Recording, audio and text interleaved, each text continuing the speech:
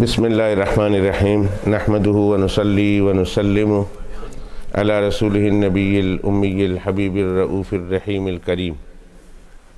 وعلی آلہ واصحابہ وازواجہ وذریاتہ واہل بیتہ اجمعین اما بعد فاعوذ باللہ من الشیطان الرجیم بسم اللہ الرحمن الرحیم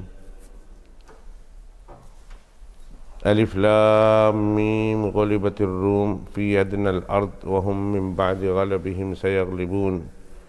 في بضع سنين لله الامر من قبل ومن بعد ويومئذ يفرح المؤمنون بنصر الله ينصر من يشاء وهو العزيز الرحيم وعد الله لا يخلف الله وعده ولكن اكثر الناس لا يعلمون يعلمون ظاهرا من الحياة الدنيا وهم عن الآخرة هم غافلون صدق الله العظيم اللهم صل على سيدنا ومولانا محمد وعلى آل سيدنا ومولانا محمد وبارك وسلم اللهم صل على سيدنا ومولانا محمد وعلى آل سيدنا ومولانا محمد وبارك وسلم اللهم صل على سيدنا ومولانا محمد وعلى آل سيدنا ومولانا محمد وبارك وسلم وصل عليه تسلیما کثیرا کثیرا کثیرا اما بعد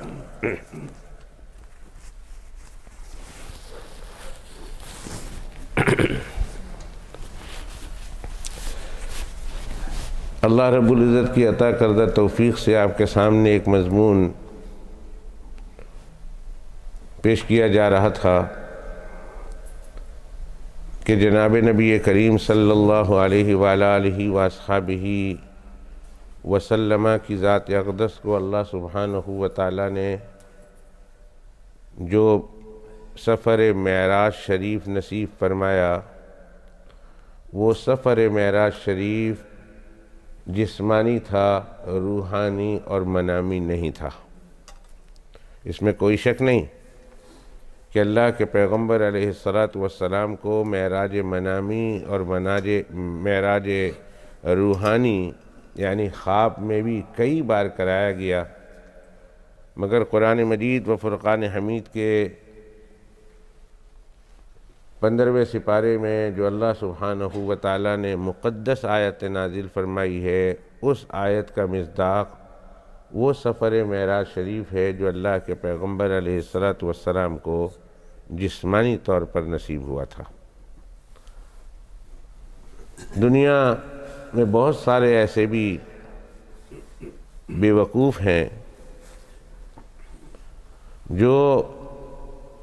اللہ کے پیغمبر علیہ السلام کے سفر معراج شریف کو جسمانی طور پر ماننے سے منکر ہیں، انکاری ہیں، اور پھر بے شمار دلائل اس بات کے لیے دے رہے ہیں کہ یہ ممکن نہیں ہے کہ اللہ کے پیغمبر علیہ السلام اس جسم اطہر کے ساتھ زمین سے لے کر آسمان تک جائیں، راستے میں کرۂ ناری آتا ہے، کرۂ زمہریری آتا ہے، کچھ مقامات ایسے آتے ہیں کہ جہاں آگ ہی آگ ہے، کچھ مقامات ایسے ہیں جہاں اس قدر ٹھنڈی ہے کہ ایک سیکنڈ میں بندہ منجمد ہو جائے،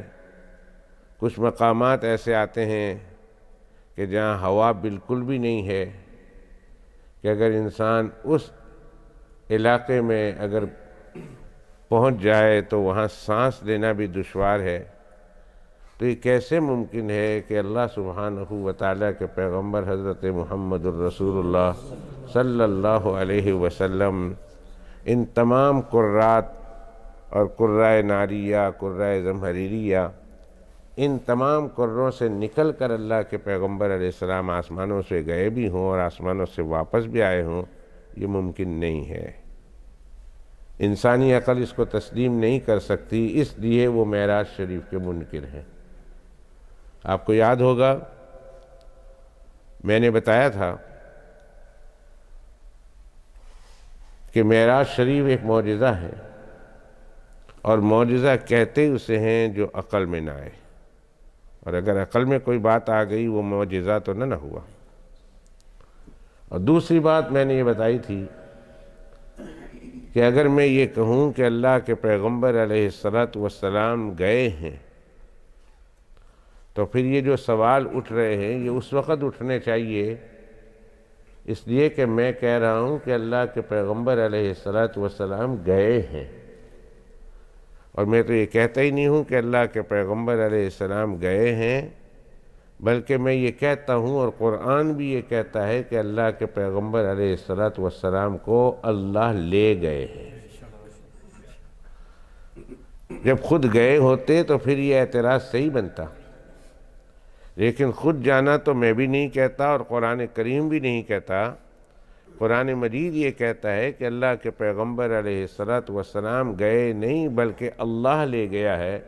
اور اللہ سبحانہ و تعالی اگر کسی کو نہیں لے جا سکتے تو اس کا مطلب یہ ہے کہ اللہ عاجز ہے، اللہ کمزور ہے، اللہ ضعیف ہے، اور ہمارا عقیدہ یہ ہے کہ نہ اللہ عاجز ہے، نہ اللہ کمزور ہے، نہ اللہ ضعیف ہے، اللہ ہر قسم کی کوتاہیوں سے، کمی سے پاک ہے۔ اسی لیے اللہ سبحانہ و تعالیٰ نے اس واقعہ معراج شریف کو لفظ سبحان سے شروع کیا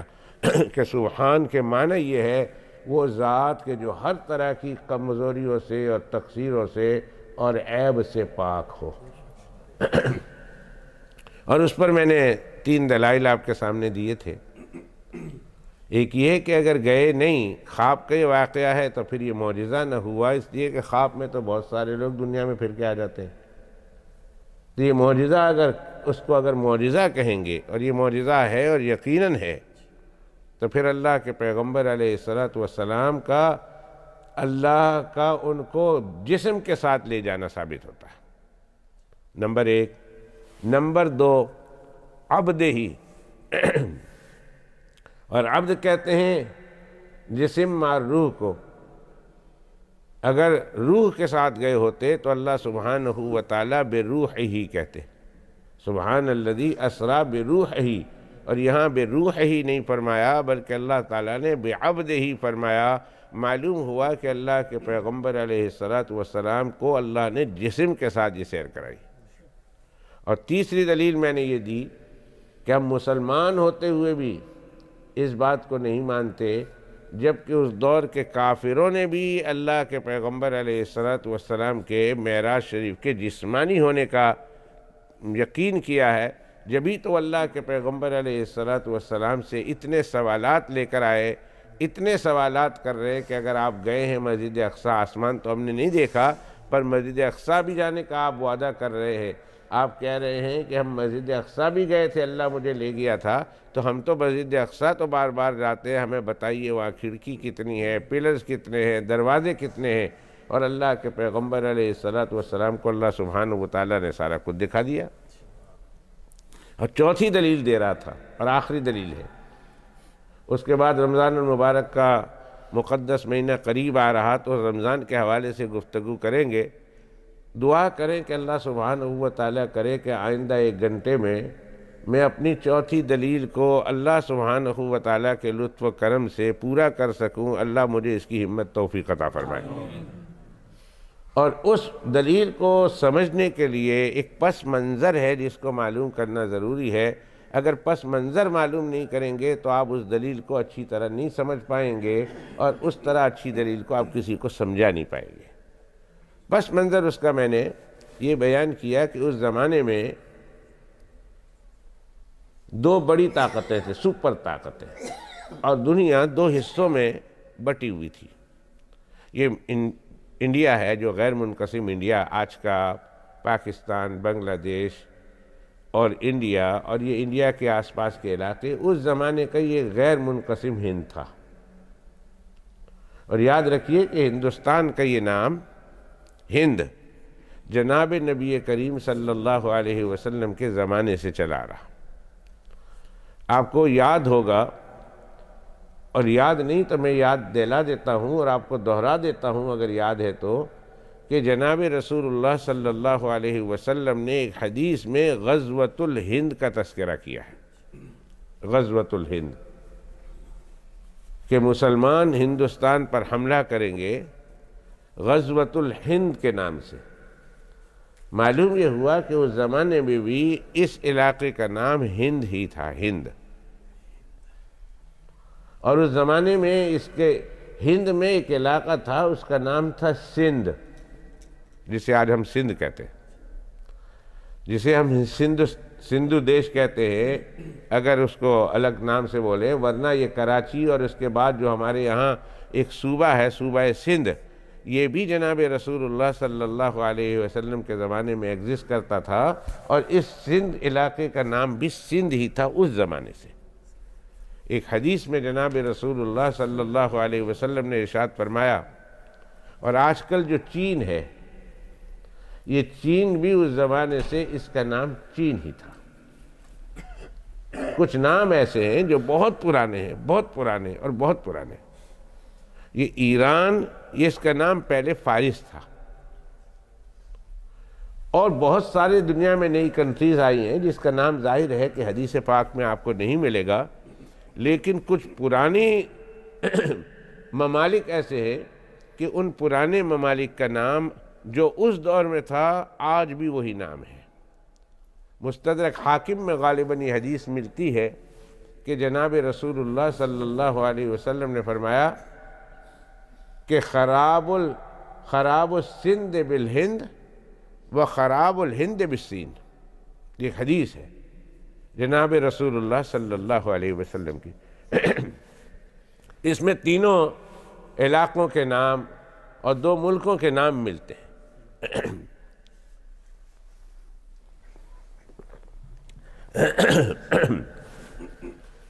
فرمایا جناب رسول اللہ صلی اللہ علیہ وسلم نے کہ خراب السند بالہند، سندھ کی خرابی، تباہی، بربادی اللہ سبحانہ و تعالی ہند کے ہاتھ کرائے گا۔ سندھ کی خرابی، اس زمانے میں تو سندھ مسلمان نہیں ہوا تھا، وہ تو زمانے میں یہ علاقہ کفر ہی تھا۔ یہ تو اللہ سبحانہ و تعالی جزائے خیر عطا فرمائے محمد ابن قاسم کو، کہ جس کی برکت سے اللہ تعالیٰ نے یہ علاقہ مسلمانوں کو اسلامی مملکت کے طور پر عطا کیا، اور پھر بعد کے بادشاہوں نے اس کی وسعت دی اور اس کو پھیلایا اور اس کو بڑھایا۔ اس زمانے میں یہ علاقہ تو اس میں ہندو ہی رہتے ہوں گے۔ اللہ کے پیغمبر علیہ السلام نے فرمایا کہ خراب السند بالہند، سندھ کی خرابی، تباہی، بربادی اللہ ہندوستان کے ہاتھوں کریں گے، وہ خراب الہند بالسین، اور ہندوستان کی تباہی بربادی اللہ چائنا کے ہاتھوں کریں گے۔ آج جو ہم اس کی تھوڑی چھوٹی سی جھلک دیکھ رہے ہیں ہندوستان کی خرابی کی، کہ چائنا کس طرح ان کو پیٹ رہا ہے اور مار رہا ہے، اور کس طرح اس کو تباہ و برباد کرنے پر تلا ہوا ہے، یہ پوری تباہی نہیں ہے، بربادی نہیں ہے۔ فرمایا سندھ کی تباہی ہندوستان کے ہاتھوں ہوگی، خراب السند بالہند، کہ سندھ کی تباہی، خرابی، بربادی ہندوستان کے ہاتھوں ہوگی، وہ خراب الہند بالسین، اور ہندوستان کی تباہی اللہ چائنا کے ہاتھوں کرائے گا۔ اگر ہماری زندگی میں اللہ ہم کو دکھا دے، اس لیے کہ جس رفتار کے ساتھ وہ مسلمانوں پر اور اقلیتوں پر ظلم و ستم ڈھا رہا ہے، تاریخ میں اس کی داستان نہیں ملتی۔ آپ نے دیکھا ہوگا داڑھی کے بارے میں اس نے کیا قانون پاس کیا کہ داڑھی اسلام میں ضروری نہیں ہے، اس لیے جس نے کام کرنا ہو، ہم کہتے ہیں داڑھی کے بغیر کام کرے، اور اگر کوئی داڑھی رکھے کام کرتا ہے تو مالک کو اختیار ہے کہ اس کو رکھے نہ رکھے۔ حجاب کے بارے میں کیا کہا کہ حجاب اسلام کا حصہ نہیں ہے، جس نے حجاب پہننا ہے وہ پہنے، اور جس نے اپنے کسی کانسٹیٹیوشن میں لکھا ہے کہ ہم حجابیوں کو داخلہ نہیں دیں گے، تو وہاں مسلمان جو ہے جا نہیں سکتے، اس لیے کہ حجاب کا پہننا ضروری نہیں ہے۔ نماز کے بارے میں انہوں نے یہ کہا کہ مسلمان مسجد کے اندر ہی نماز پڑھے گا، جو مسجد چھوٹی ہے اور علاقے میں آ گئی ہے اس مسلمان کو باہر نماز پڑھنے کی اجازت نہیں، وغیرہ وغیرہ بے شمار ایسے قانون لا رہے ہیں جو اللہ کے غضب کو دعوت دے رہے ہیں۔ اور اللہ سبحانہ و تعالیٰ کے غضب کو دعوت دینے کا نتیجہ یہ ہوگا کہ جو بچا کچا ہند ان کے پاس ہے، اللہ سبحانہ و تعالیٰ نے اس کی ملکیت بھی اور اس کی تسلط بھی اللہ نے ان سے لے لینا ہے، اور انشاءاللہ ایسا ہو کر رہے گا۔ ہماری زندگی میں ہو جائے تو ہو جائے، ہم دیکھ لیں تو دیکھ لیں، اور اگر ہم نہیں دیکھتے تو اللہ سبحانہ و تعالیٰ ہماری اولادوں کو اور نسل کو تو ضرور دکھائے گا کہ ہندوستان کی خرابی اللہ چائنا کے ہاتھوں کرا کر ہی رہے گا۔ اس لیے کہ حدیث ہے جناب رسول اللہ صلی اللہ علیہ وسلم کی۔ تو اس زمانے میں یہ ہندوستان ہوا، یہ چائنا ہوا، اور یہ بڑی بڑی جو اس علاقے ہے، یہ سارا کا سارا علاقہ یہ مجوسیوں کے زیر اثر تھا،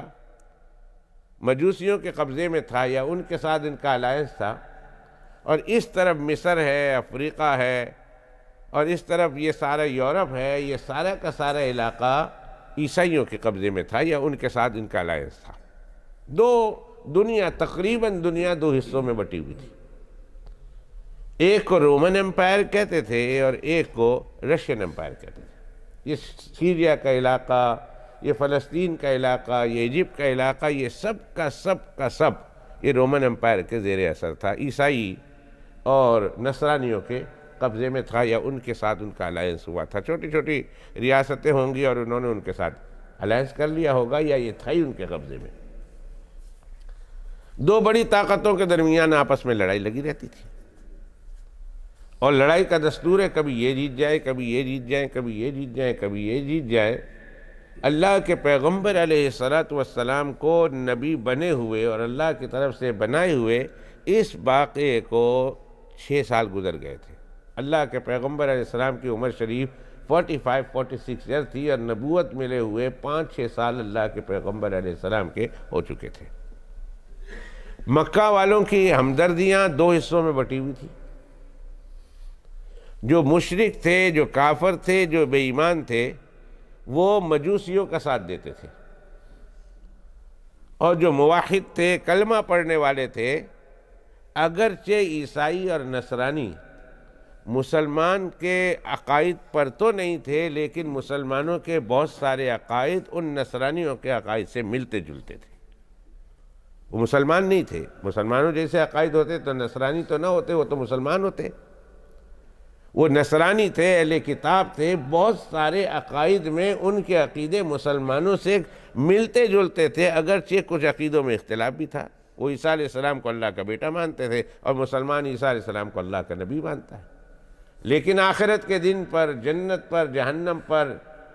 اللہ کی کتابوں پر، اللہ کے پچھلے رسولوں پر ان کا ایمان تھا جس طرح مسلمان ایمان رکھتے ہیں۔ تو بہت سارے عقیدوں میں نصرانی اور عیسائی مسلمانوں کے عقیدوں کے مطابق تھے، اور دوسری طرف مکہ کے کفار تھے، اور مکہ کے بے ایمان تھے، اور مکہ کے مشرک تھے، ان کے عقیدے مجوسیوں کے عقیدے سے ملتے تھے، جو اللہ سبحانہ و تعالیٰ کی وحدانیت کے قائل نہیں تھے۔ ان کو بھی بڑا انٹرسٹ رہتا تھا اس لڑائی میں، خبریں سنا کرتے تھے، اگرچہ اس زمانے میں ریڈیو نہیں تھا، اس زمانے میں ٹیلی ویژن نہیں تھا، اس زمانے میں ذرائع ابلاغ اتنے عام نہیں تھے، لیکن جہاں جہاں جیسے جیسے خبر آتی تھی ان کو خبر ملا کرتی تھی، کیونکہ ایک منڈی تھی، عالمی منڈی تھی۔ یہ بھی باہر سفر کرتے تھے، کبھی سردیوں میں چلے گئے، کبھی گرمیوں میں چلے گئے، اس طرف جانا ہوتا تو شام تک جاتے، اور اس طرف جانا ہوتا تو یمن تک جاتے۔ آئیے میں قرآن مجید کی ایک آیت آپ کو سناتا ہوں، جس میں اللہ تعالیٰ ان دو بڑی بڑی جگہوں کے مکہ والوں کے سفر کا تذکرہ کرتے ہیں۔ لِإِيلَافِ قُرَيْشٍ إِيلَافِهِمْ رِحْلَةَ الشِّتَاءِ وَالصَّيْفِ۔ گرمی اور سردی میں ان کی جگہ مقرر تھی، ادھر گرمی ہوتی تو ادھر چلے جاتے، سردی ہوتی تو ادھر چلے جاتے۔ اور چونکہ مکہ مکرمہ کے کسٹوڈین تھے، اور مکہ مکرمہ میں اللہ کا گھر تھا، اور دنیا والے اللہ سبحانہ و تعالیٰ کے گھر میں اس زمانے کے عقیدے کے مطابق جتنا جیسا ان کا عقیدہ ہو اس کے مطابق طواف کرنے آتے تھے، حج کرنے آتے تھے، اس زمانے کے مطابق اپنی عبادت کرنے آتے تھے۔ اس لیے وہ ان کو پتہ تھا مکہ مکرمہ کا، اور مکہ مکرمہ میں یہ سارے کسٹوڈین تھے، اس لیے ان کی بڑی عزت تھی، بڑا احترام تھا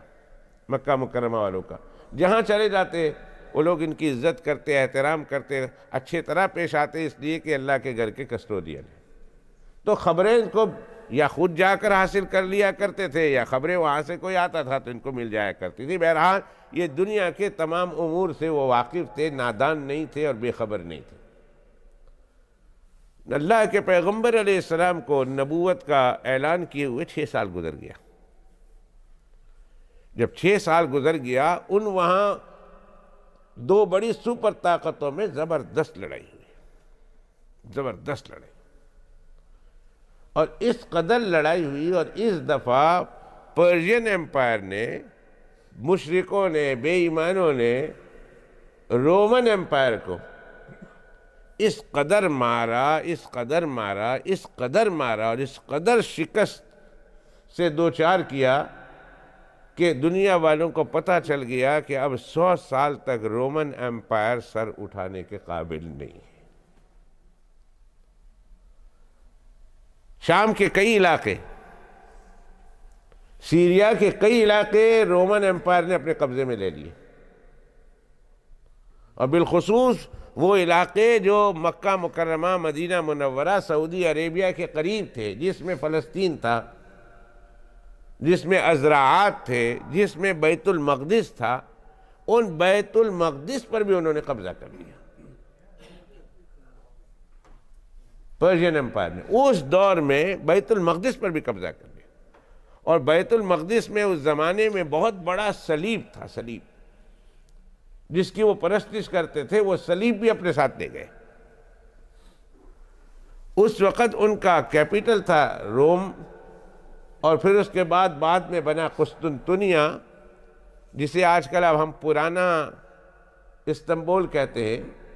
استنبول کے 2 حصے ہیں، ایک پرانا ہے، ایک نیا ہے۔ نئے پارٹ کا نام استنبول ہے، اور پرانے پارٹ کا نام قسطنطنیہ آج بھی چلتا ہے۔ اس زمانے میں وہ عیسائیوں کا مرکز تھا، وہ بھی قبضے میں لے لیا،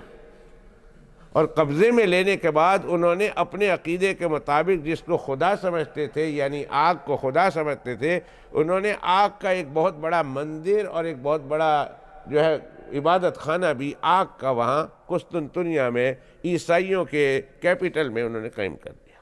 اس قدر مار پڑی تھی۔ اندازہ لگا لیجئے کہ ان کے پستی کا کیا عالم ہوگا کہ بیت المقدس بھی چلا گیا عیسائیوں کے قبضے سے، شام کا علاقہ ازراعات یہ بھی چلا گیا،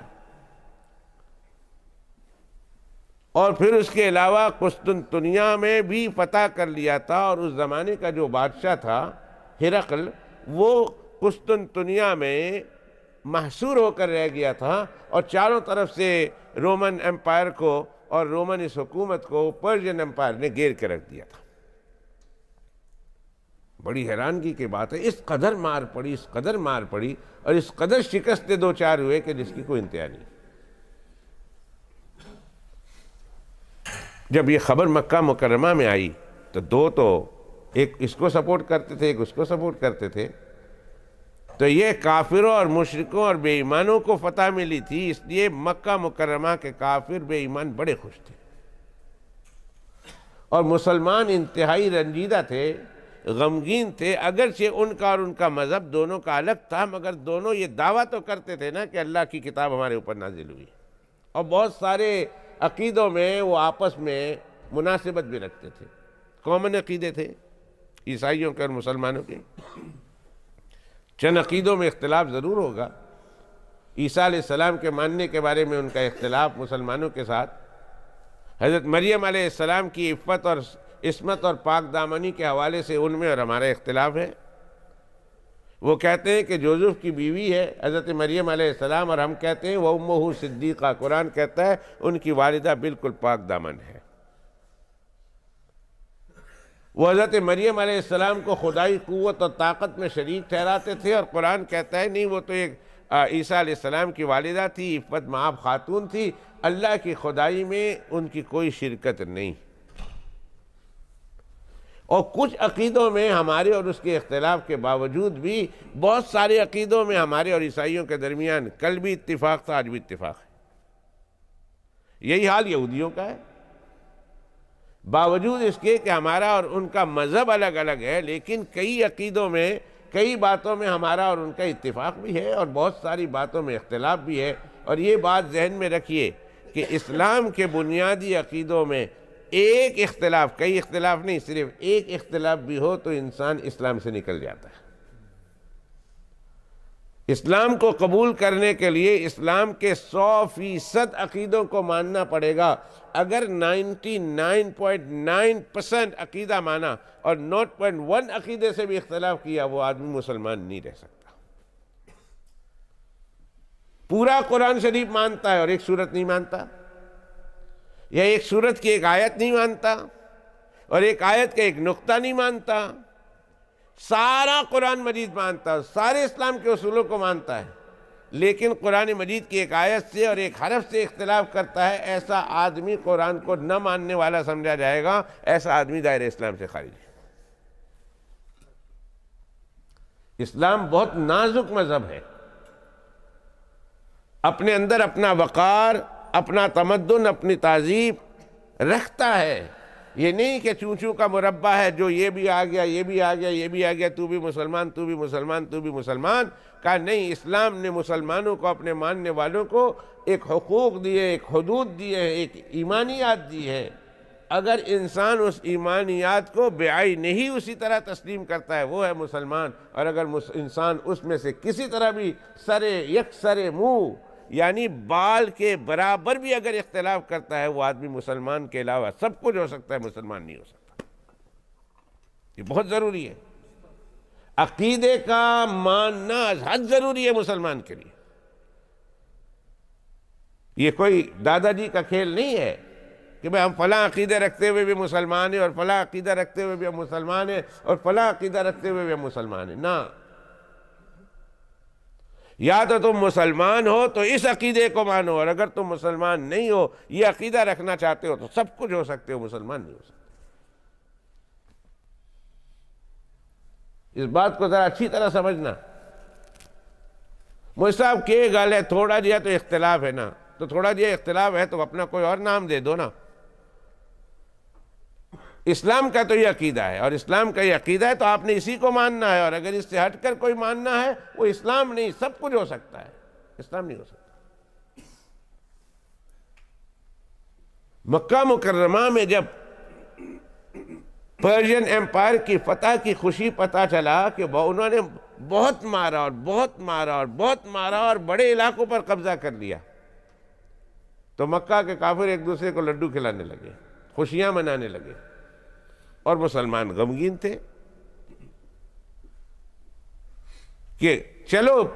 ہمارے مذہب کے نہ صحیح، لیکن بہت ساری مذہب کے ماننے، کسی مذہب کے تو ماننے والے ہیں نا، یہ تو مذہب کے ماننے والے ہی نہیں تھے، اللہ کو تو ماننے والے ہیں نا۔ مسلمانوں کو بڑا دکھ ہوا، رنج ہوا۔ مسلمانوں کا رنج دیکھ کر اللہ سبحانہ و تعالیٰ نے کچھ آیت کریمہ قرآن مجید کی نازل فرمائی۔ اے جبرائیل، فرمایا لبیک یا جلیل، فرمایا جاؤ، میرے محبوب حضرت محمد الرسول اللہ صلی اللہ علیہ وسلم کے ماننے والے اس وقت رنجیدہ ہیں، غمزدہ ہیں، غمگین ہیں، پریشان ہیں، کہ جس کو وہ فالو کرتے تھے، جس کو وہ اہل کتاب کہتے تھے، ان لوگوں کو شکست ہوئی ہے، اور شکست بھی ایسی ہوئی ہے کہ دنیا کے اینالائزر کہتے تھے کہ 100 سال میں اب یہ سر نہیں اٹھا سکتا، 100 سال میں ان کے علاقے محصور ہوئے ہیں، ان کے علاقوں پر بھی قبضہ کر لیا ہے، بیت المقدس پر بھی قبضہ ہو گیا ہے، جو مسلمانوں کا قبلہ اول تھا، اور اس دور کے لوگوں کا، عام طور پر مسلمانوں کا، اس دور کے مسلمانوں کا وہ قبلہ رہا ہے، اور ان کے کیپٹل پر بھی قبضہ ہو چکا ہے، اس میں انہوں نے آ کے مندر بنا دیا ہے، گرجا بنا دیا ہے، اور اس پورے کے پورے کیپٹل کو انہوں نے گھیر رکھا ہوا ہے۔ مسلمان حد درجے کے پریشان ہیں۔ جاؤ اور جا کر مسلمانوں کو یہ خوشخبری سنا دو کہ یہ چند سالوں کی بات ہے، اللہ سبحانہ و تعالیٰ چند سالوں میں رومن ایمپائر کو دوبارہ پرشین ایمپائر پر فتح نصیب کریں گے۔ دنیا کا کوئی تجزیہ نگار، دنیا کا کوئی پولیٹیشن، دنیا کا کوئی مورخ، ہسٹورین اس بات کو ماننے سے انکاری تھا اور ہے۔ سوال ہی پیدا نہیں ہوتا کہ رومن ایمپائر چند سالوں میں دوبارہ اتنی قوت اور طاقت پکڑے گی کہ کسی طرح سے دوبارہ پرشین ایمپائر کو گرا دیں گے، سوال ہی پیدا نہیں ہوتا۔ آج بھی ہم لوگ بولتے ہیں، جب افغانستان میں بات کر رہا ہوں ہسٹری کی، جب افغانستان اور کابل پر جب قبضہ ہوا تو کہہ رہے تھے کہ پہلے چھوٹے موٹے قبضے ہوتے رہے،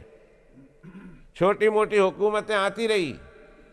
اور چھوٹی موٹی حکومتوں نے لڑائی جھگڑا کیا، کبھی افغانستان غالب آ گیا، کبھی دوسرے غالب آ گئے، لیکن اب کی بار دنیا کے کتنے ممالک 55 56 57 ممالک کٹھے ہوئے تھے الائنسز، اور انہوں نے افغانستان پر قبضہ کیا ہے۔ اب یہ قبضہ 100 سال تک نہیں چھڑا سکتے، اور کسی صورت میں بھی یہ مسلمان دوبارہ واپس نہیں آ سکتے۔ مسلمان سے مراد میری کیا آپ جانتے ہیں؟ یہ نہیں آ سکتے۔ 100 سال بھول جاؤ، اب یہ 100 سال تک یہاں بیٹھے تو رہیں گے یہ لوگ، لیکن ان کا جسم تو ہوگا افغانی، لیکن ان کی روح اور ان کی سوچ تو ہماری ہوگی۔ وہ اسلام کے تمام احکام کے ساتھ مذاق کر رہے ہوں گے اور کہلائیں گے اپنے آپ کو مسلمان۔ برقع کو اتار کر پھینک دیں گے، جلا دیں گے، داڑھی کو مڈا دیں گے، نماز پڑھنا ضروری نہیں ہوگا، اور اس طرح اسلام کے جتنے بڑے بڑے احکام ہیں ان تمام احکاموں کے ساتھ وہ اسی طرح کھیل کا مظاہرہ کریں گے جس طرح ہم کرتے ہیں۔ فرق صرف اتنا ہوگا کہ ہم کرتے ہیں تو ہو جاتے ہیں بدنام، اور وہ قتل بھی کرتے ہیں تو چرچہ نہیں ہوتا، اس لیے کہ مسلمانوں کے ہاتھوں کرا رہے ہیں۔ ہم آہ بھی کرتے ہیں تو ہو جاتے ہیں بدنام، اور وہ قتل بھی کرتے ہیں تو چرچہ نہیں ہوتا۔ دنیا مان چکی تھی کہ افغانستان میں سوال پیدا نہیں ہوتا کہ اگلے 100 سال تک پھر دوبارہ اسلامی حکومت آئے، اس لیے کہ دنیا کے 55 56 57 ملکوں نے اس پر قبضہ کیا ہوا تھا، اس کو حاصل کیا ہوا تھا۔ اللہ فرماتے ہیں یعلمون ظاہرا من الحیات الدنیا وہم عن الآخرۃ ہم غافلون۔ وہ تو ظاہری شان و شوقت کو، ظاہری قوت و طاقت کو دیکھ کر فیصلہ کرتے ہیں۔ اللہ فرماتے ہیں ان کی نظر ظاہر پر ہے اور میری نظر باطن پر ہے۔ وہ ظاہری قوت و طاقت اور شان و شوقت کو دیکھ کر فیصلہ کرتے ہیں، اللہ فرماتے ہیں وہ میری طاقت سے غافل ہیں۔ چند دنوں کی بات ہے، پھر دیکھ لینا کہ آخر یہ ظلم کی راتیں کتنی لمبی ہو جائے، آخر صبح صادق طلوع ہو کر رہتا ہے۔ دیکھ لینا، ہم سمجھتے تھے جس دن کابل فتح ہوا تھا، یقین کیجئے کہ اس دن میرے دل کا یہ عالم تھا، آج پہلی بار کہہ رہا ہوں، میرے دل کا یہ عالم تھا کہ میں یہ سمجھ رہا تھا کہ میری زندگی میں کابل کو دوبارہ مسلمانوں کے ہاتھوں جاتا ہوا میں نہیں دیکھ پاؤں گا، اور میں یقین کر چکا تھا کہ اب پچھلے 50 60 70 سال تک کابل دوبارہ مسلمانوں کے ہاتھوں میں نہیں ہوگا، اب قرب قیامت میں ہوگا۔ اور اللہ سبحانہ و تعالیٰ نے دکھا دیا، نہیں بلال، اگر تم اپنی آنکھوں سے کابل کی شکست ہوتے ہوئے دیکھ رہے ہو تو تم اپنی آنکھوں سے میں تمہیں کابل کو فتح ہوتے ہوئے بھی دکھاؤں گا انشاءاللہ۔ اللہ نے دکھایا۔ وہاں بھی مشرکوں کی عیسائیوں کے ساتھ زبردست لڑائی ہوئی، 2 سپر طاقتیں تھیں، اور ایک سپر طاقت نے دوسری سپر طاقت کو اس طرح مارا ہے اور اس طرح شکست دی ہے کہ بظاہر دنیا والے یہ سمجھتے تھے کہ سوال ہی پیدا نہیں ہوتا کہ اگلے 100 سال تک عیسائی دوبارہ قبضہ حاصل کریں گے اور دوبارہ عزت پائیں گے۔ اللہ سبحانہ و تعالیٰ نے جب یہ منظر دیکھا کہ محمد الرسول اللہ صلی اللہ علیہ وسلم کے دیوانے پروانے مستانے پریشان ہیں، اس لیے کہ کم از کم وہ اہل کتاب تو ہے، اور اہل کتاب ہونے کے ناطے مسلمانوں کی ہمدردیاں ان کے ساتھ تھی، ان کو شکست ہوئی ہے۔ کہا جبرائیل جاؤ میرا یہ پیغام دے کر آؤ کہ چند سالوں کی بات ہے، صرف چند سالوں کی بات ہے، اور چند سالوں کے بعد اللہ سبحانہ و تعالیٰ رومیوں کو دوبارہ فتح دیں گے اور دوبارہ وہ ان پر غالب آئیں گے۔ حضرت سیدنا ابو بکر صدیق رضی اللہ تعالیٰ عنہ کو قرآن مجید پر، اللہ کی باتوں پر، اللہ کے نبی کی باتوں پر اتنا یقین تھا کہ مکہ مکرمہ کی گلیوں میں کافر خوشیاں کر رہے تھے اور مٹھائیاں تقسیم کر رہے تھے اور ایک دوسرے کا منہ میٹھا کر رہے تھے اور مسلمانوں کے ساتھ تمسخر اور مذاق کر رہے تھے اور مسلمانوں سے کہہ رہے تھے، دیکھا تمہارے، میں اپنی سلینگ لینگویج استعمال کروں تو یہ کہ تمہارے پیٹی بند بھائیوں کو کس طرح وہاں شکست ہوئی ہے، انٹرنیشنلی دنیاوی عالمی سطح پر، اس طرح ہم مکہ مکرمہ میں بھی تمہیں شکست دیں گے۔ مسلمانوں، جس طرح ہمارے پیٹی بند بھائیوں نے عالمی سطح پر، انٹرنیشنلی لیول پر تمہارے پیٹی بند بھائیوں کو کس طرح انہوں نے شکست سے دوچار کیا ہے، مسلمانوں تم بھی مت فکر کرو، ہم بھی بہت جلدی تمہیں ہم شکست دینے والے ہیں۔ مکہ مکرمہ کے مسلمان بڑے پریشان، ایک تو ان کا ہارنا سن کر پریشان اور ایک طرف سے دشمنوں کے طعنے سن کر پریشان۔ اللہ نے جب یہ آیت کریمہ نازل کی، حضرت ابوبکر صدیق رضی اللہ تعالیٰ عنہ بازار میں کھڑے ہو گئے۔ کیا ایمان تھا ان کا، اللہ اکبر، کیا ایمان تھا! قرآن پر ان کو کس طرح یقین تھا، اللہ کی باتوں پر کس طرح 100% یقین تھا کہ جس طرح میرے اللہ نے فرمایا ہے اس نے اسی طرح ہونا ہے۔ بس بازار میں کھڑے ہو گئے اور فرمایا، کافرو کیوں خوشی مناتے ہو؟ یہ خوشی چند دنوں کی بات ہے، چند سالوں کی بات ہے۔ چند سالوں کے بعد اللہ سبحانہ و تعالی نیشنلی طور پر ہمیں تم پر فتح دیں گے اور انٹرنیشنلی طور پر اور عالمی سطح پر اللہ سبحانہ و تعالی آج جو ہارے ہوئے ہیں اللہ ان کو فتح سے سرکنار کریں گے۔ چند سالوں کی بات۔ تم جو 100 سال تک اور 200 سال تک اس بات کو لیے پھرتے ہو نا دنیا کے تجزیہ نگاروں، یہ تمہارا اپنا وہم ہو سکتا ہے، مگر اللہ سبحانہ و تعالی کہتے ہیں نہیں، چند سالوں کی بات ہے۔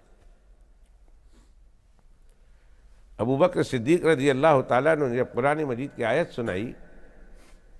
لڑائی ہو گئی آپس میں۔ تو جھوٹ بولتا ہے، نے کہا دشمن خدا تو جھوٹ بولتا ہے، یہ ہو ہی نہیں سکتا، انہوں نے کہا ایسا ہی ہوگا۔ بڑی زبردست آرگیومنٹ ہوئی۔ ادھر سے کافروں کا سردار ابی ابن کعب حضرت ابو بکر صدیق رضی اللہ تعالیٰ عنہ کے ساتھ اس قدر الجھا ہے اس ڈیبیٹ میں اور اس بحث میں، اس قدر الجھا ہے کہ بات یہاں تک پہنچی کہ آؤ ہم شرط لگا لیتے ہیں،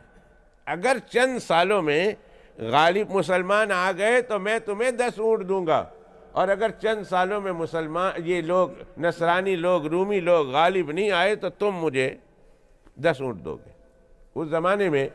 اور یہ جوا ہے، سری جوا ہے، اور اس زمانے میں جوا کی ابھی حرمت نہیں آئی تھی۔ جوا تو آہستہ آہستہ آہستہ آہستہ حرام ہوا نا، اسلام کے جتنے احکام آئے آہستہ آہستہ آہستہ آئے تھے، اس زمانے میں جوا کی ابھی حرمت نہیں ہوئی تھی، جوا کا کرنا جائز تھا۔ کہا چلو ہم شرط لگا لیتے ہیں، اگر رومی چند سالوں میں غالب آ گئے تو ہم تمہیں 10 اونٹ دیں گے، اور اگر نہیں آئے تو تم ہمیں 10 اونٹ دو گے۔ کتنے سال کرتے ہیں؟ سیدنا ابو بکر صدیق رضی اللہ تعالیٰ نے فرمایا 3 سال۔ کہا 3 سال ٹھیک ہے، 3 سال کے اندر اگر رومی غالب آ گئے تو ہم تمہیں 10 اونٹ دیں گے، اور اگر رومی 3 سال میں غالب نہ آئے تو ابو بکر تم ہمیں 10 اونٹ دو گے۔ بات ہو گئی۔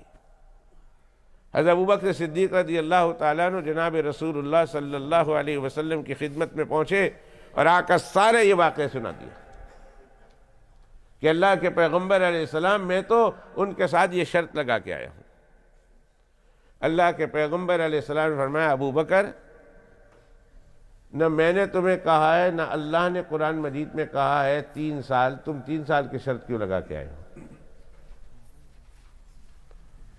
اللہ نے فرمایا فی بضع سنین، چند سالوں میں، اور لفظ بضع عربی زبان میں گنتی کے لیے بولا جاتا ہے، اور 3 سے شروع ہو کر 9 تک ہوتی ہے، اس سے زیادہ نہیں، 3 سے کم نہیں ہوگی اور 9 سے زیادہ نہیں ہوگی۔ فی بضع سنین، جب کسی جماعت پر کہنا کتنے آئے، کتنے آدمی تھے، تو کہیں گے فی اتنے آدمی تھے، بضع آدمی تھے، بضع جماعت تھی، تو بضع بے، ضاد اور عین اگر یہ کسی لفظ کے ساتھ آئے تو اس کا مطلب ہے 3 سے زیادہ تھے اور 9 سے کم تھے، 10 سے کم تھے، 9 عربی میں بدع ہے۔ تو اللہ قرآن مجید میں فرماتے ہیں فی بدع سنین، چند سالوں میں، اور 3 سال سے لے کر 9 سال تک اس کا اطلاق ہوتا ہے۔ اور ابو بکر تم سب سے کم لے کر آئے ہو سکتا ہے اللہ کی مراد 4 ہو، اللہ کی مراد 5 ہو، اللہ کی مراد 6 ہو، اللہ کی مراد 9 تک جا سکتی ہے۔ اللہ نے 3 کا لفظ تو نہیں استعمال کیا، 4 کا لفظ تو نہیں استعمال کیا، ہاں بدع کہا، اور یہ 9 سے زیادہ نہیں ہو سکتا۔ اس لیے ابو بکر واپس جاؤ ابی ابن خلف کے ساتھ اور جا کر اس سے دوبارہ تجدید معاہدہ کرو اور ان سے کہو کہ ہم اونٹ بھی بڑھا دیتے ہیں، 10 اونٹ کی بات ہوئی ہے، 10 اونٹ نہیں ہوگا، اب 100 اونٹ ہوگا، اور ہمیں ٹائم کا بھی ایکسٹینشن دو اور 9 سال دو، کہ 9 سال کے اندر اللہ کے پیغمبر علیہ السلام نے جب یہ سمجھایا تو ابوبکر صدیق رضی اللہ تعالیٰ نے ابی ابن خلف کے پاس آئے اور کہا کہ بھائی ہماری شرائط میں کچھ امینڈمنٹ کرنی ہے، کچھ کمی بیشی کرنی ہے، کوئی ترمیم کرنی ہے۔ کہا کر لو، کیا کرنی ہے؟ انہوں نے کہا میں نے 3 سال کا وعدہ کیا تھا، یہ 3 سال نہیں 9 سال تک، 9 سال سے پہلے 9 سال کے گزرنے نہیں پائیں گے، 9 سال کے اندر اندر یہ ہو جائے گا۔ اور ہم جو وعدہ کر چکے ہیں 10 اونٹ کے دینے کا، 10 اونٹ کی شرط نہیں ہوگی، 100 اونٹ کی شرط ہوگی۔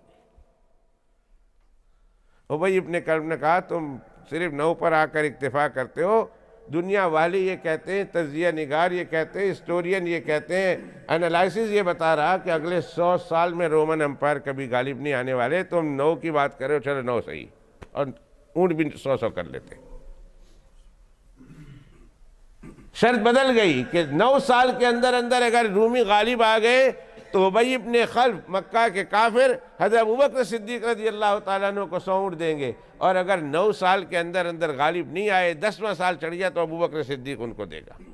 لیکن حضرت ابوبکر صدیق کو پورا اطمینان ہے رضی اللہ تعالیٰ عنہ، اس لیے کہ اللہ کا کلام ہے اور اللہ کا کلام جھوٹا نہیں ہو سکتا۔ اسی آیت میں، انہی آیت میں، ویسے تو قرآن مجید میں اللہ تعالیٰ نے بے شمار جگہ پر فرمایا کہ ان اللہ لا یخلف المیعاد، ان اللہ لا یخلف المیعاد، ان اللہ لا یخلف المیعاد۔ اللہ سبحانہ و تعالیٰ اپنے وعدے کی خلاف ورزی نہیں کرتا، مگر خاص طور پر اس آیت میں اللہ نے فرمایا وعد اللہ لا یخلف اللہ وعدہ ولکن اکثر الناس لا یعلمون۔ اے دنیا والو، اے مسلمانوں، یہ اللہ کا وعدہ ہے تم سے، اور اللہ سبحانہ و تعالیٰ اپنے وعدہ کی خلاف ورزی نہیں کرتا۔ ہاں یہ الگ بات ہے کہ دنیا والوں میں سے اکثریت جانتی نہیں ہے، پر میرا تم سے وعدہ ہے۔ اور اس وعدے میں اللہ نے قرآن مجید میں ایک اور وعدہ کیا کہ یہ تمہیں جو چلتے پھرتے تانا دیتے نا کہ جس طرح وہاں ہمارے پیٹی بن بھائی تمہارے بھائیوں پر غالب آ گئے، اس طرح ہم تم پر غالب آئیں گے۔ کہا نا نا نا نا، جس دن وہ خبر آئے گی ان کے غالب ہونے کی، اس دن تم بھی مسلمانوں خوشی منا رہے ہو گے، ہم تمہیں بھی ان پر غالب کرنے والے ہیں،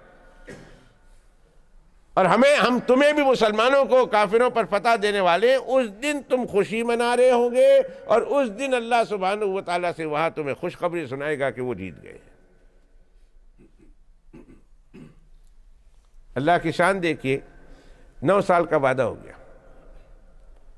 اور 9 سال کے وعدے پر 100 اونٹ دینے کی شرط ہو گئی، اور اس طرح وقت گزر گیا، 6 سال گزر گیا، 7واں سال گزرا مدینہ منورہ مکہ مکرمہ کا، 1 سال گزرا، 8واں گزرا، 9واں گزرا، 10واں گزرا، 11واں گزرا، 12واں گزر رہا ہے۔ آہستہ آہستہ لوگ مسلمان ہجرت کر کے مدینہ منورہ جا رہے ہیں۔ ابی ابن خلف کو شک پڑ گیا کہ کہیں ابوبکر صدیق بھی چپ کر کے نکل نہ جائے رضی اللہ تعالیٰ عنہ، اور ابوبکر صدیق رضی اللہ تعالیٰ عنہ نکل جائیں گے۔ 6-7 سال ہو گئے بھائی، جب 6 سال ہو گئے اور ابوبکر صدیق یہاں سے چلا گیا تو ہمارے 100 اونٹ کی جو شرطیں ہیں وہ شرط کہاں جائے گی، کون سا دے گا؟ حالات بتا رہے تھے دنیا کے کہ نہ، یہ 6 سال گزر گئے لیکن ابھی رومن امپائر نے کوئی قوت طاقت بھی نہیں پکڑی، ابھی ان کا معاصرہ چالو ہے۔ راستے میں ابوبکر صدیق رضی اللہ تعالیٰ عنہ کو پکڑ لیا ابی ابن خلف نے۔ او بھائی، تمہارے سارے لوگ ہجرت کر کے جا رہے ہیں، تم بھی چلے گئے، تو تمہاری شرط کون پوری کرے گا؟ تم شرط ہار جاؤ گے اور تمہارے بدلے کون ہمیں 100 اونٹ دے گا اگر تم چلے گئے؟ حضرت ابوبکر صدیق رضی اللہ تعالیٰ نے فرمایا میں تمہیں اس کا جواب بعد میں دیتا ہوں،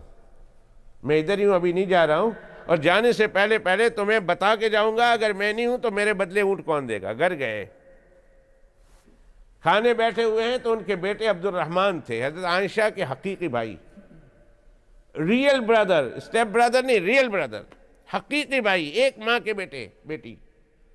حضرت عائشہ کے حقیقی بھائی ہے، ان کا نام ہے عبد الرحمن، اور عبد الرحمن اس وقت تک مسلمان نہیں ہوئے تھے، اس وقت تک وہ کافر تھے، ابھی اسلام لائے نہیں تھے۔ ابوبکر صدیق رضی اللہ تعالیٰ عنہ کے بیٹے تھے، کہا بیٹا ایک بات میں تمہیں کہتا ہوں، تم کو پتا ہے سارے مکہ مکرمہ میں چرچا ہے، وہ یہ کہ ابوبکر کا اور ابی ابن خلف کا ایک معاہدہ ہوا ہے، اور اس معاہدہ کو 5 سال 6 سال گزر چکے ہیں، 7 سال گزر چکے ہیں، اب میں نے کسی وقت بھی ہجرت کر کے، اللہ کا حکم جب آیا میں ہجرت کر کے چلا جاؤں گا، اور وہ گارنٹور مانگ رہا کہ 100 اونٹ کون دے گا اگر تو ہار گیا تو؟ بیٹا میں تمہیں بطور گارنٹور اس کے سامنے پیش کرنا چاہتا ہوں کہ اگر میں ہار گیا، میری شرط ہار گئی جو ہونے والی نہیں ہے، بیٹا تو صرف گارنٹور بن جانا۔ اس نے کہا ابا میرے پاس تو پیسے نہیں ہیں، 100 اونٹ کہاں سے دوں گا؟ بڑے قیمتی اونٹ تھے اس زمانے میں، بڑی قیمتی شے تھی، بڑی قیمتی مال تھا، یہ 100 اونٹ کوئی مذاق نہیں تھا۔ کہا ابا میرے پاس کہاں ہے؟ کہا تمہیں گارنٹور بننے کا کہہ رہا ہوں، تمہیں کب کہہ رہا ہوں تم نے دینا ہے، اس لیے کہ ابوبکر کو اپنے اللہ پر 100% یقین ہے کہ اللہ سبحانہ وتعالی ہمیں تو 100 اونٹ ان سے دلوائے گا، ہمارا 100 اونٹ ان کو نہیں دلوائے گا، تو نے صرف گارنٹور بننا ہے۔ کیا یقین ہے؟ میرے اللہ نے کہہ دیا ہے کہ 100 اونٹ یہ غالب آ کر رہیں گے، اے عبد الرحمن تم نے دینا کچھ نہیں ہے، صرف گارنٹور بننا ہے، دلوائے گا اللہ تم سے نہیں۔ کہا ٹھیک ہے۔ دوسرے دن ابوبکر صدیق نے عبد الرحمن اپنے بیٹے کو پیش کر دیا کہ اگر میں نہیں ہوں، میں فوت ہو گیا، مر گیا یا چلا گیا، تو میرا بیٹا تمہیں 100 اونٹ دے گا۔ عبد الرحمن پکی بات کا پکی بات، ڈن۔ اللہ کا حکم آیا، حضرت ابوبکر صدیق رضی اللہ تعالیٰ عنہ ہجرت کر کے چلے گئے۔ ابی ابن خلف مطمئن ہے کہ ابوبکر چلا گیا تو کیا ہوا، اس کا گارنٹور عبد الرحمن تو یہاں ہے، اور وہ اپنی بات میں اتنے پکے تھے کہ زبان کٹ جائے تو کاٹ دیتے تھے، لیکن اپنے وعدوں سے پھرا نہیں کرتے تھے۔ یہ مکہ مکرمہ کے عربوں کا حال تھا، چاہے مسلمان ہو چاہے کافر ہو۔ یہ تو ہم مسلمان ہیں نا، مسجد میں بیٹھ کر بات کر کے بدل جاتے ہیں، قرآن پکڑ کر بدل جاتے ہیں، قسمیں کھا کر بدل جاتے ہیں۔ اس دور کے کافروں کا بھی یہ شعار تھا اور یہ عالم تھا کہ ایک دفعہ زبان دے دی تو زبان کٹ تو سکتی ہے مگر بدل نہیں سکتی۔ کہاں؟ اسی وجہ سے تو اسلام کا اور مسلمانوں کا عروج تھا بھائی۔ آج تو ہم اللہ کے گھر میں بیٹھ کر کسی کو قسمیں کھا کر کوئی بات کرے تو یقین کرنے کے لیے تیار نہیں ہوتا، حالانکہ قسمیں کھانے والا بھی مسلمان ہے اور جس کے سامنے قسمیں کھائی جا رہی وہ بھی مسلمان ہے۔ ہماری مسجد کا ایک واقعہ ہے، کوئی پیسے کا لین دین تھا، دونوں میرے پاس آ گئے، مسلمان، دونوں جمعہ کے نمازی، میرے سامنے مسئلہ پیش کیا۔ میں نے کہا نہ میں لینے میں تھا نہ دینے میں تھا، تم ایک انکاری ہے، دوسرا اقراری ہے، میں کیا جانوں کیا ہے۔ انہوں نے کہا یہ قسم کھا لینا، قرآن شریف یہ لے آیا مسجد سے، کہا قرآن شریف ہے، اس قرآن شریف پر ہاتھ رکھ کر قسم کھا لے تو پھر میں مان جاؤں گا۔ دوسرے نے کہا میرا وضو نہیں، میں بھی وضو کر کے آتا ہوں۔ وضو کر کے آیا اور اس نے قرآن شریف ہاتھ میں لیا اور اس نے قرآن شریف ہاتھ میں لے کر قسم کھائی کہ میں اس طرح ہے۔ جب وہ قسم کھا کے قرآن شریف رکھنے گیا، دوسرا کہتے ہیں کوڑ مار دے، میں غلط یقین نہیں کرتا۔ اللہ کے گھر میں قرآن شریف اٹھا کر قسم کھا کر ایک مسلمان دوسرے مسلمان کو یقین دلا رہا اور دوسرا مسلمان ماننے کے لیے تیار نہیں ہے، دونوں چلے گئے۔ اللہ دونوں کی مغفرت فرمائے، دونوں کے گناہ، ایک تو گنہگار تھا، اللہ اس گناہ کو معاف فرمائے۔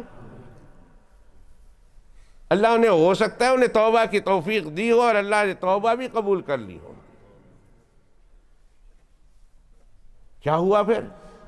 اس زمانے کے کافر زبان دے دی کٹ جائے گی مگر بات سے نہیں پھریں گے۔ وہ مطمئن ہے ابی ابن خلف۔ ابو بکر چلے گئے مدینہ منورہ رضی اللہ تعالیٰ عنہ، رسول اللہ صلی اللہ علیہ وسلم نے ہجرت کر لی،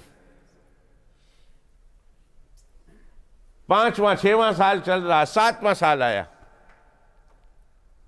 مسلمانوں کی لڑائی چل رہی ہے مکہ مکرمہ کے کافروں کے ساتھ، رسول اللہ صلی اللہ علیہ وسلم اور مسلمانوں کی لڑائی چل رہی، اور بدر کے میدان میں دونوں کٹھے ہوئے، بدر کے میدان، اور بدر کے میدان میں مسلمانوں اور کافروں کے درمیان جنگ ہو رہی ہے، مسلمان جہاد کر رہے ہیں اور ادھر سے کافر لڑائی پر آئے ہوئے ہیں۔ مہینہ رمضان المبارک کا ہے اور دن 17 ہے، رمضان کی 17 تاریخ ہے، مہینہ رمضان المبارک کا ہے، اور مدینہ منورہ مسلمانوں کو گئے ہوئے دوسرا سال ہے، اور کافر لڑنے کے لیے آئے، اور اللہ کے پیغمبر علیہ السلام 313 صحابہ کرام کو لے کر نکلے ہوئے تھے، میدان بدر کا ہے، اور بدر کے اندر مسلمانوں کی کافروں کے ساتھ لڑائی ہو رہی ہے، اور اسلام کی پہلی لڑائی ہے۔ بدر کا واقعہ انشاءاللہ رمضان المبارک کے حوالے سے سناؤں گا، لیکن جب یہاں لڑائی ہوئی اور اللہ تعالیٰ نے اس لڑائی میں مسلمانوں کو فتح نصیب کی، اسلام اور کافر کے درمیان جو پہلی جنگ تھی، اللہ نے پہلی جنگ میں مسلمانوں کو فتح نصیب کی، اور میدان بدر میں مسلمان خوشیاں منا رہے ہیں کہ اللہ نے اسلام کو غالب کیا اور دشمنوں کو مغلوب کیا۔ اور اللہ کی شان دیکھیے کہ مسلمان یہاں بدر کی لڑائی کے فتح منا رہے ہیں، فتح کی خوشی منا رہے ہیں، جشن منا رہے ہیں، اور اللہ کا شکر ادا کر رہے ہیں، اور وہاں سے یہ خبر آ رہی ہے کہ اللہ سبحانہ و تعالیٰ نے رومیوں کو فتح عطا کر دی، اور رومیوں نے اپنا سارا قبضہ کیا ہوا وہ سب کچھ واپس چھین لیا، اور سارے فارسیوں کو اور پرشین امپائر کو پیچھے ڈھکیل دیا، اور وہاں رومی بھی غالب آ گئے، یہ خبر آ گئی۔ اور حقیقت میں ایسا ہوا کہ وہاں رومن امپائر کے بادشاہ نے پرشین امپائر کے بادشاہ کو واپس دوبارہ چند سالوں میں 7-8 سالوں میں شکست فاس سے دوچار کیا، اور جتنے قبضے ان کے پاس جا چکے تھے وہ تمام قبضے اپنے واپس لیے، بصرہ بھی ملا، ازرعات بھی ملا، اور بیت المقدس پر بھی انہوں نے قبضہ کر لیا۔ مسلمانوں کو دو خوشی ملی۔ قرآن شریف میں ہے وَيَوْمَئِذٍ يَفْرَحُ الْمُؤْمِنُونَ بِنَصْرِ اللَّهِ،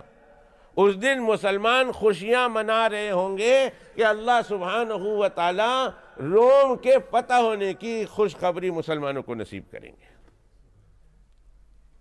چند سالوں میں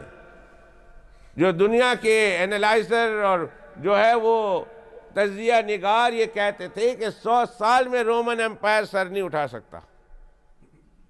اللہ نے چند سالوں میں 7 سال اور 8 سال کے درمیان میں اللہ نے مسلمانوں کو یہاں فتح کی خوشی دی، یہاں فتح عطا فرمائی، تو وہاں سے بھی رومن امپائر کے فتح کی خوشی آ گئی، خبر آ گئی۔ حضرت ابوبکر صدیق رضی اللہ تعالی عنہ نے تو اب اونٹ لینا ہے ان سے، یہ بات میں پوری کروں پھر آگے جاؤں، اونٹ لینا ہے، اور ابی ابن خلف بدر کی لڑائی میں مارا گیا۔ ابھی جس لڑائی کی یہ خوشی منا رہے ہیں مسلمان، اسی لڑائی میں ابی ابن خلف مارا گیا، جا رہا تھا راستے میں مر گیا۔ رسول پاک صلی اللہ علیہ وسلم نے صرف برشا مارا تھا، اور برشا ادھر سے صرف گردن سے لگ کر صرف خراش آئی، اس کو تھوڑا سا چمڑا چھل گیا تھا، اور وہ بھاگا ادھر سے اس طرح جس طرح کہ اس پر قیامت ٹوٹ پڑی ہو، لوگوں سے کہتا پھرتا تھا لوگوں میں مر گیا اس لیے کہ مجھے لگ گئی ہے برشا۔ ابو جہل نے کہا بتاؤ، کہا یہ تھوڑا سا لگا ہوا ہے تو ٹھیک ہو جائے گا، کہا تمہیں معلوم نہیں یہ عام انسانوں کی مار نہیں ہے، محمد الرسول اللہ کی مار ہے، یہ تو مار لگی ہے، برشا لگا ہے، اگر وہ مجھ پر تھوک بھی دیتے تو آج میں مر چکا ہوتا، اس لیے کہ محمد صلی اللہ علیہ وسلم نے مجھے کہا تھا، مجھ سے وعدہ کیا تھا کہ او بھائی تو مجھے قتل نہیں کرے گا، میں تمہیں قتل کروں گا انشاءاللہ۔ اور وہ بھاگا ہوا جا رہا تھا، راستے میں مر گیا، میدان جنگ میں مارا نہیں گیا پر راستے میں مر گیا۔ بڑی بری موت آئی. اب وہ 100 کہاں سے لینے جائیں؟ تو ابو بکر صدیق نے بھی ان سے وعدہ لیا تھا کہ تو جو اگر مر گیا تو کس سے لوں گا؟ انہوں نے کہا میرے بیٹے سے لے لینا. اب بات بیٹوں تک پہنچ گئی. ابو بکر صدیق نے اس کے بیٹے ابی ابن خلف کے بیٹے سے پیغام بھیجا کہ تمہارے ابا کا وعدہ تھا، سارے مکہ والوں کو پتہ ہے، تمہیں بھی پتہ ہے،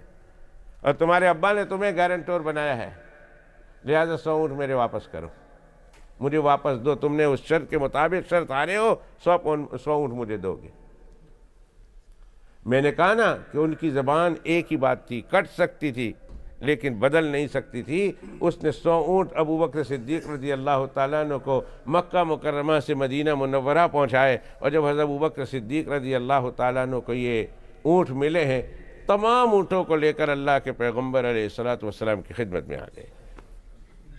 کہ یا رسول اللہ صلی اللہ علیہ وسلم، وہ جو ہمارا ان کے درمیان معاہدہ ہوا تھا، اس معاہدے میں 100 اونٹ کا معاہدہ تھا، اور اللہ سبحانہ و تعالیٰ نے ہمیں فتح نصیب کر دی. رومن امپائر پرشین امپائر پر قابض ہو گیا اور غالب آ گیا، جس کے نتیجے میں مجھے 100 اونٹ ملنے تھے. یہ ہے 100 اونٹ مسجد کے باہر کھڑے ہیں. کیا کروں میں اللہ کے پیغمبر علیہ السلام ان اونٹوں کا؟ تو اللہ کے پیغمبر ابھی تک جوا حرام نہیں ہے. جب جوا کی شرط لگا رہے تھے اس وقت بھی حرام نہیں تھا،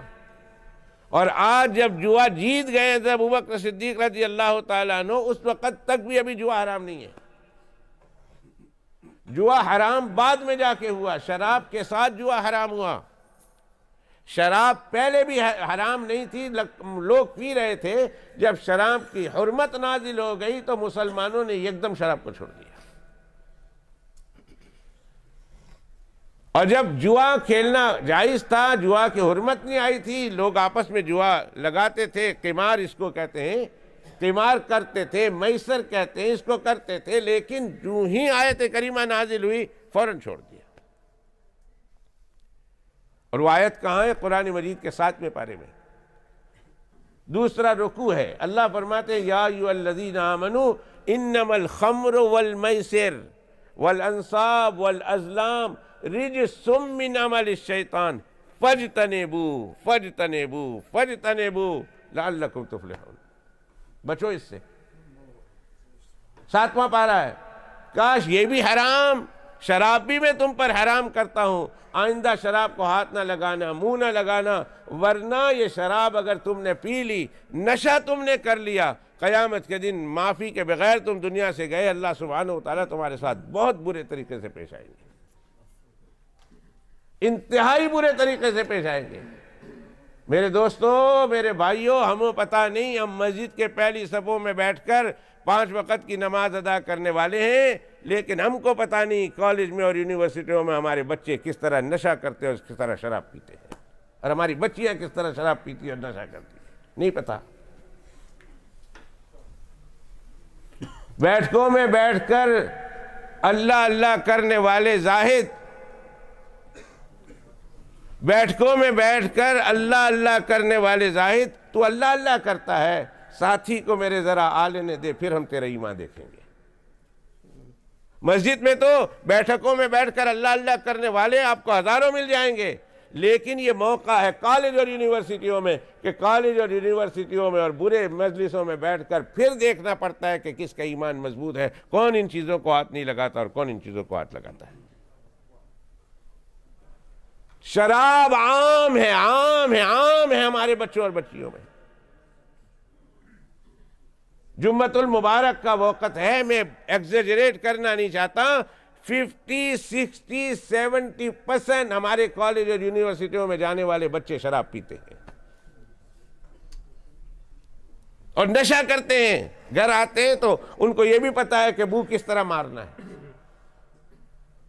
ان کو یہ پتا ہے کہ نشہ کس طرح کرنا ہے، کب کرنا ہے، گھر میں کیسے کرنا ہے.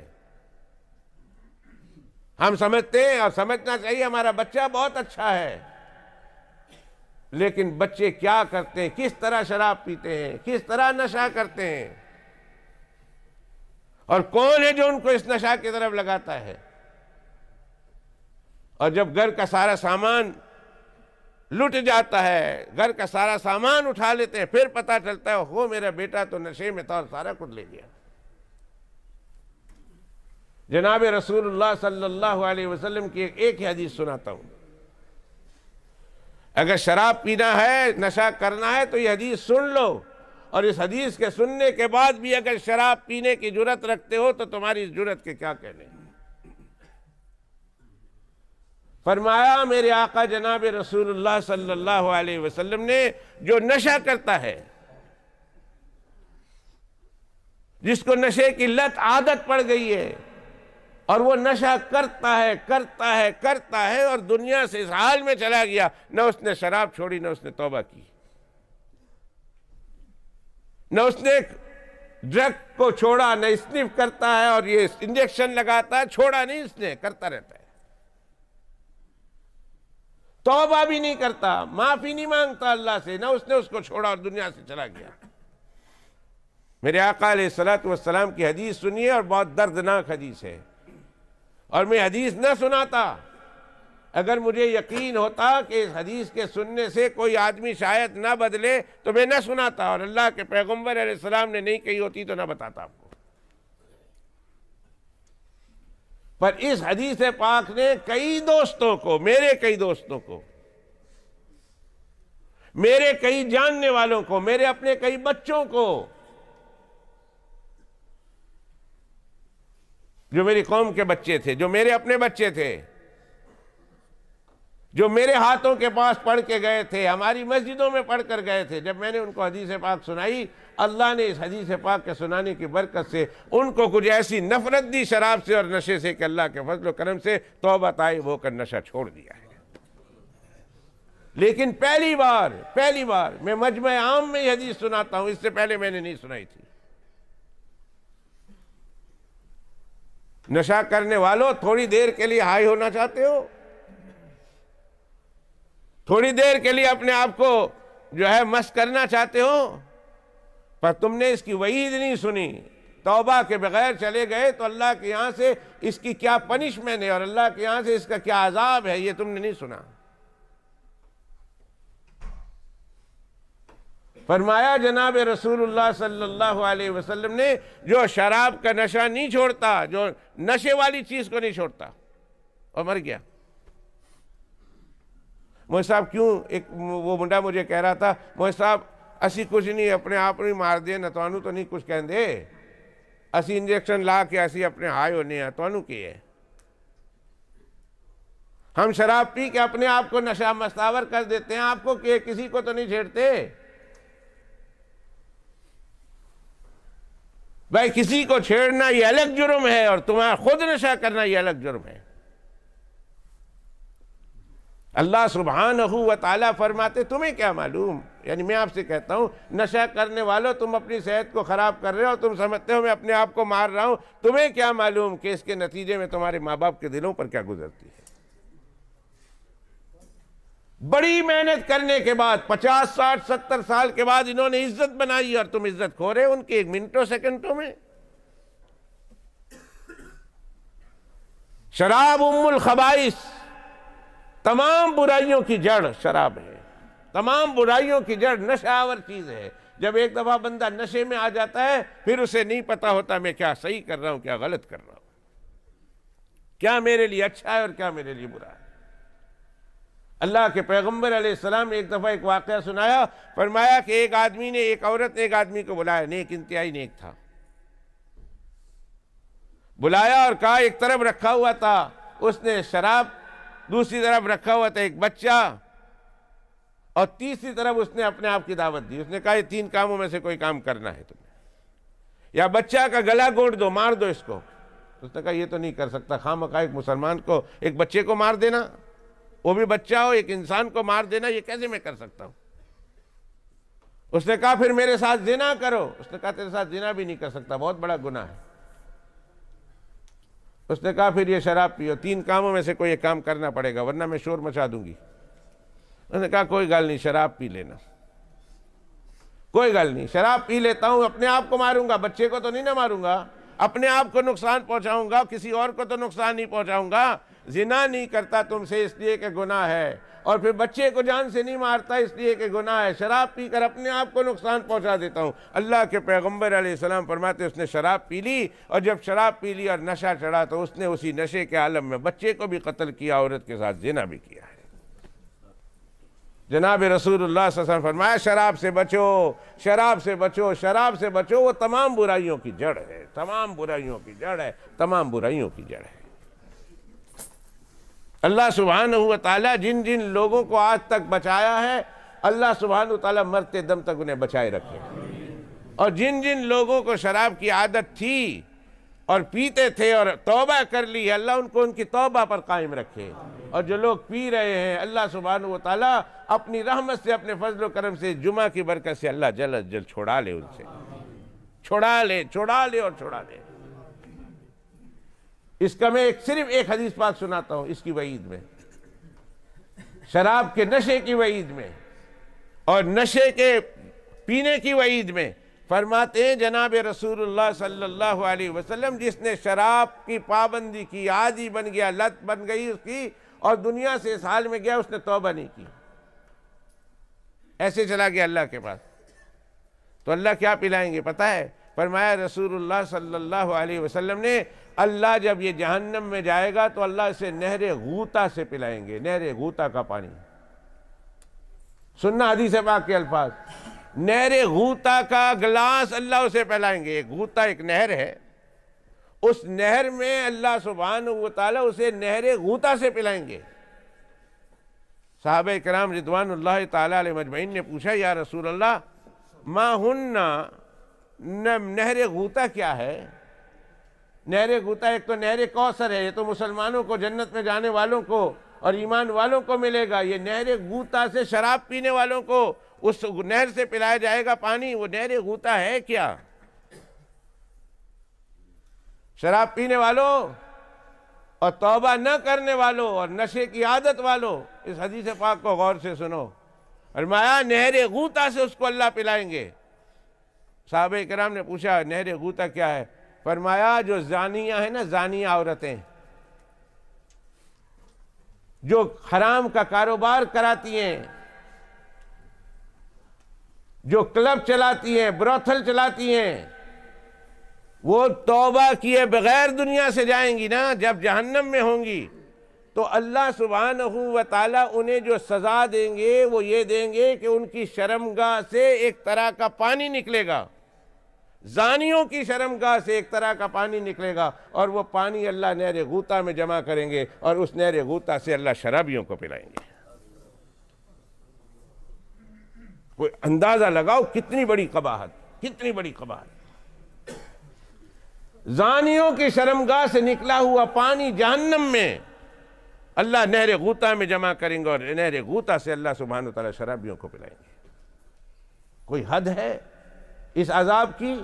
اور کوئی انتہا ہے اس عذاب کی؟ اگر انسان اس عذاب کی، اس وعید کو سن کر بھی شراب سے توبہ نہ کرے پھر اس انسان کے ایمان کا کیا کہنا؟ تو شراب ایک زمانے میں حلال تھی، جوا ایک زمانے میں حلال تھا، اور حرام ہو گیا بھائی۔ جب حرام ہوا تو مسلمانوں نے منہ کو لگی ہوئی گلاس منہ تک آیا ہوا اور پھینک دیا کہ اللہ کے پیغمبر علیہ السلام نے اور اللہ نے حرام قرار دیا۔ قرآن مجید کا 7واں پارہ، دوسرا رکوع۔ اب وہ جوا اس وقت تک حرام نہیں ہوا تھا جب حضرت ابوبکر صدیق کو 100 اونٹ ملے، جوا حرام نہیں ہوا تھا۔ حضرت ابوبکر صدیق رضی اللہ تعالیٰ عنہ وہ اونٹ لے کر رسول اللہ صلی اللہ علیہ وسلم کے پاس آ گئے، یا رسول اللہ یہ اونٹ ملے ہیں، کیا کروں ان کا؟ ہم لوگ دعوت کریں، پارٹی کریں، ہم لوگ اس کو ذبح کریں، کھانا کھائیں، کیا کریں اس کو؟ اللہ کے پیغمبر علیہ السلام نے فرمایا ٹھیک ہے جوا تو حلال ہے اس وقت، حرام اللہ نے نہیں کیا ہے، لیکن اس طرح کی آمدنی سے محمد الرسول اللہ خوش نہیں ہے، اس طرح کی آمدنی سے میرا دل پسند نہیں کرتا، اس طرح کی آمدنی کو اور اس طرح کی آمدنی کے کھانے کو۔ اگرچہ اللہ نے حلال رکھا، ابھی حرام نہیں کیا، ابھی آیت حرمت نازل نہیں ہوئی، پر میرا دل نہیں مانتا کہ اس طرح سے حاصل کیے گئے مال و دولت سے میں خود کھاؤں اور اپنے صحابہ کو کھلاؤں۔ ابو بکر ایک کام کرو، یہ سارے کے سارے اونٹ، 100 کے 100 اونٹ اللہ کے راستے میں صدقہ کر دو۔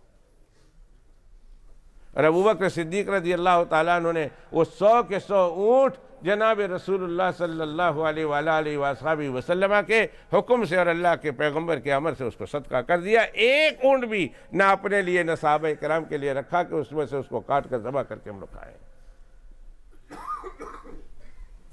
تو اللہ نے اپنے اس وعدے کو جو وعدہ کیا تھا قرآن مجید میں، جس کو ساری دنیا جھٹلاتی تھی، مان ہی نہیں سکتی تھی کہ یہ وعدہ کیسے پورا ہوگا، پر اللہ نے فرمایا تھا وعد اللہ، یہ اللہ کا وعدہ ہے، اللہ کا وعدہ ہے، اور اللہ کا وعدہ حق ہے. لا یخلف اللہ وعدہ، اللہ اپنے وعدے کی خلاف ورزی نہیں کرتا. وَلَٰكِنَّ أَكْثَرَ النَّاسِ لَا يَعْلَمُونَ. یہ اور بات ہے کہ دنیا کے لوگ اپنے اپنے اندازوں سے اپنے اپنے تجزیوں سے بتاتے ہیں کہ ایسا ہو ہی نہیں سکتا، لیکن اللہ جس چیز کا فیصلہ کر دے وہ فیصلہ ہو کر رہتا ہے، ہو کر رہتا ہے اور ہو کر رہتا ہے. جب یہ لڑائی شروع ہوئی تھی نا ادھر رومن امپائر اور پرشین امپائر میں، سیکنڈ لڑائی، اس وقت اس بادشاہ نے، ہرقل بادشاہ نے منت مانی تھی کہ اگر ہم اس لڑائی میں فتح یاب ہو گئے تو میں یہاں سے ملک شام سے میں بیت المقدس پیدل حج کرنے جاؤں گا. اس زمانے میں ان کا قبلہ وہی تھا، اس زمانے میں وہاں عبادت کرنے میں جاؤں گا شام سے.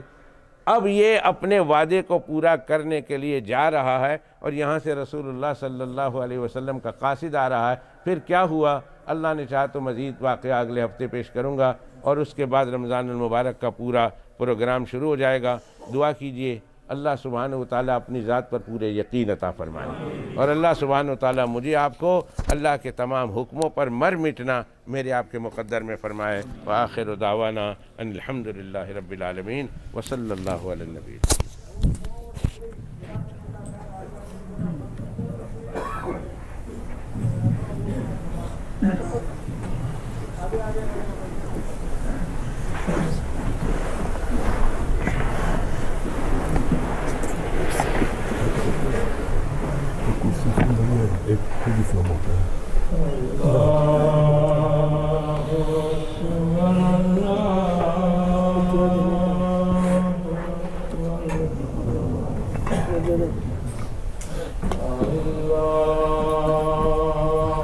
بس